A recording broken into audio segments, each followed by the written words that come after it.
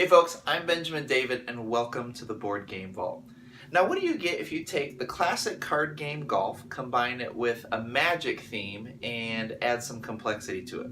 Well, that would be Arcane Alley. This is a fresh look at that genre for 2 to 6 players, ages 10 and up, and takes about 45 minutes to play. Let me show you. Each player starts with a set of 9 cards on the table, 2 of which they're going to choose to turn over and then a couple in their hand.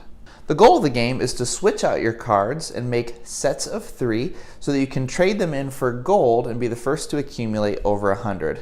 While doing this, you're also trying to keep your infamy as low as possible.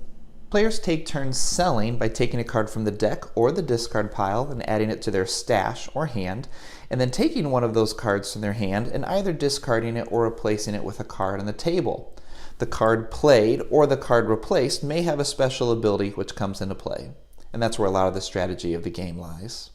If you make a set of 3 in any direction, those cards are going to be removed, and then you get gold toward your goal of 100 to win. And again, there may be a special effect that takes place when you're selling a set.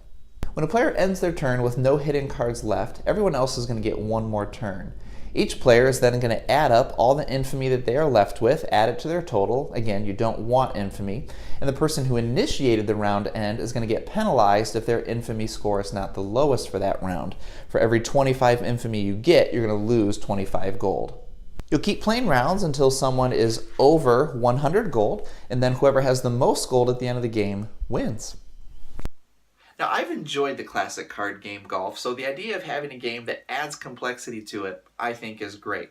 For this game, I think what I enjoyed most is there's kind of 2 main strategies. You can kind of go for gold, you can risk getting those bigger, hard-to-find sets that are worth a lot of gold and just race up the gold track. Or you can also just try to go out and get rid of your cards as fast as possible and stick the other players with infamy and really set them back. And I like that. You got to watch to see what other players are doing.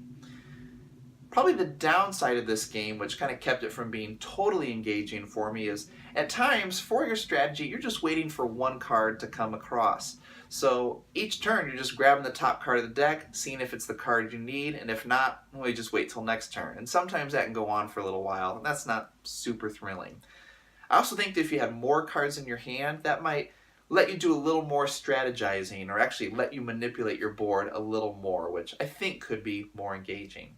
So it's a solid game. I give it a 6 out of 10 stars, and that is Arcane Alley. Thanks for watching the Board Game Vault. For clear and concise 2-minute reviews, as well as many other great videos, click that vault on the left to subscribe. Game on, my friends.